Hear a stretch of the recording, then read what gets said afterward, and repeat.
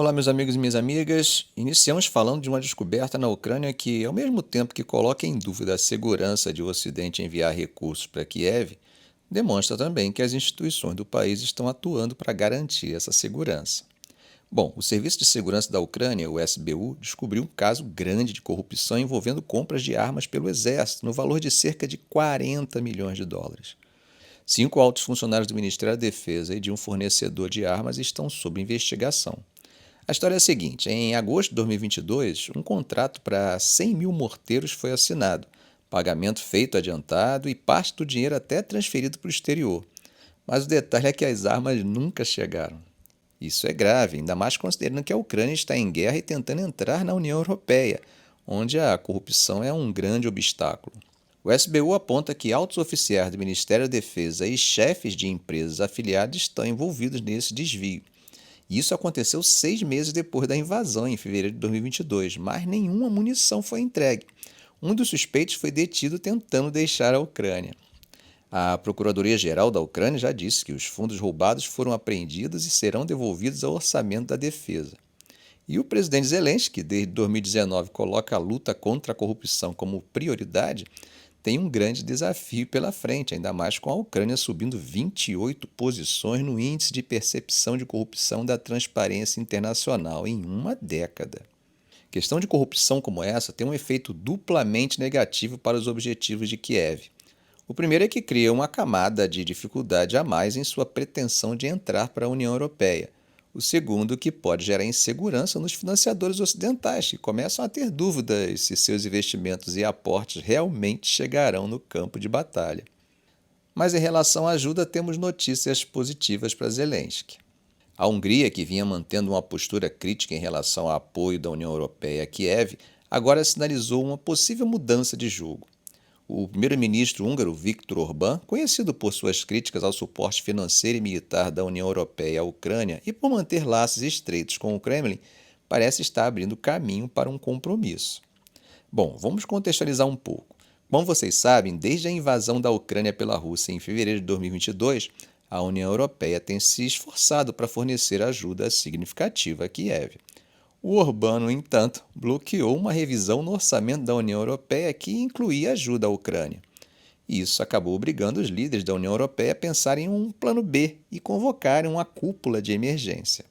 Mas aqui vem a novidade. O diretor político de Orbán, Balázs Orbán, sem relação de parentesco, tá? Só coincidência de sobrenome mesmo, anunciou que a Hungria está aberta a usar o orçamento da União Europeia para um pacote de ajuda proposto de 50 bilhões de euros para a Ucrânia. Isso é uma mudança bem significativa na postura de Budapeste, que, inclusive, conforme comentamos em vídeos do canal, até algumas semanas atrás era bem diferente. E tem mais, a proposta húngara enviada a Bruxelas indica que eles estão dispostos a usar o orçamento da União Europeia e até mesmo a emitir dívida comum do bloco para financiar a ajuda, desde que algumas ressalvas sejam adicionadas. Bom, isso é bem intrigante, especialmente considerando as tensões anteriores entre Budapeste e Bruxelas. Por exemplo, o Financial Times reportou que a União Europeia poderia sabotar a economia húngara se Budapeste bloqueasse a ajuda na cúpula dessa semana. E o ministro húngaro para assuntos da União Europeia, János Boka, acusou Bruxelas de usar o acesso aos fundos da União Europeia para chantagem política. Em uma situação onde a Hungria não concordasse com o pacote de ajuda original, os líderes da União Europeia propuseram uma solução alternativa que envolveria um acordo entre 26 membros e a Ucrânia, excluindo Budapeste do acesso a fundos vinculados ao bloco, como os de migração. Outro ponto que também deve ser considerado é que a União Europeia suspendeu uma grande parte dos fundos para a Hungria por preocupações de que Budapeste prejudicasse os controles democráticos no país.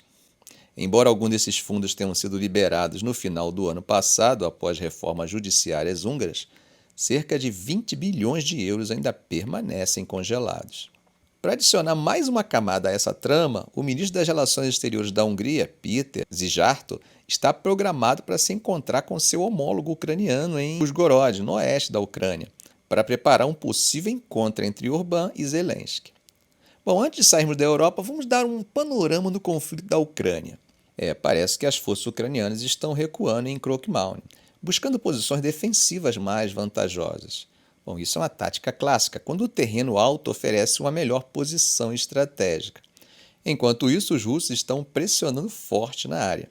O alto comando do exército ucraniano reportou que enfrentaram 13 ataques perto de Prokimalny, Tabaivka e Stelmakivka.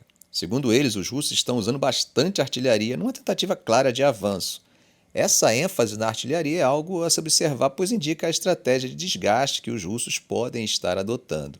Agora vamos dar uma olhada para o sudeste, na região de Bakhmut. Lá as forças ucranianas estão sob uma pressão ainda maior. Eles enfrentaram o foco principal do ataque russo no inverno passado, e agora os russos estão concentrando esforços no sudoeste da cidade. O sargento Oles Malilevich, da 92ª Brigada Separada, destacou a ameaça crescente dos drones, que estão tendo um impacto significativo no campo de batalha. Parece que os russos têm uma vantagem aí, com mais drones e até drones com visão noturna. Voltando um pouco no tempo, lembram da contraofensiva ucraniana no verão passado? Eles conseguiram alguns ganhos territoriais modestos em Bakhmut, mas não foi tão longe quanto esperavam. Tentaram avançar do sul de Orikiv em direção a Tokmak, mas só chegaram até Robostine. Isso mostra a dificuldade de avançar contra as defesas russas fortificadas. Por fim, vamos para a região de Zaporizhia, no sul. Oleksandr Stupun, porta-voz militar ucraniano, disse que os russos estão focados em recuperar os territórios que perderam. A atividade de combate aumentou significativamente lá, com cerca de 50 confrontos diários. Bom, saindo um pouco da Europa, vamos falar sobre o que está acontecendo nas águas do Mar do Sul da China. A frota do Pacífico da Rússia, especificamente a fragata Marshal Shaposhnikov, realizou um exercício antissubmarino por lá. Essa informação vem direto das agências de notícias russas, como a Interfax, que citou o serviço de imprensa da frota.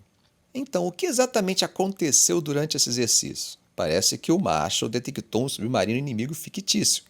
Com as coordenadas confirmadas pela tripulação de um helicóptero, o navio de guerra disparou torpedos e cargas de profundidade. Bom, para quem não está por dentro, essas são armas típicas de guerra antissubmarino. Isso mostra uma demonstração de força e capacidade técnica por parte da frota russa. Mas tem mais nessa história. Um destacamento de navios de guerra da frota do Pacífico da Rússia está em uma viagem de longa distância. Esse grupo inclui o navio almirante da frota, o cruzador Vayag, além do próprio Marshal Shaposhnikov. Eles estão navegando pela região da Ásia-Pacífico, de acordo com a Interfax.